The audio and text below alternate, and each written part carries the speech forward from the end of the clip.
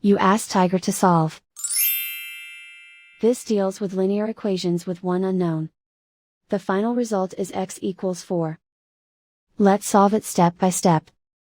Group all x terms on the left side of the equation. Subtract 4x from both sides.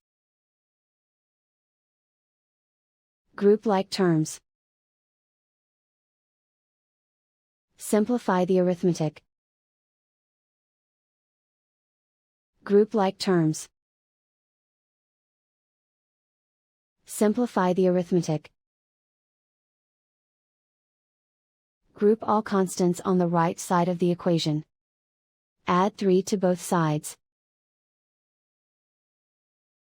Simplify the arithmetic.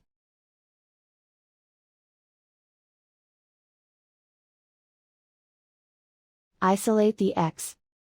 Divide both sides by -2. Cancel out the negatives. Simplify the fraction. Cancel out the negatives. Find the greatest common factor of the numerator and denominator.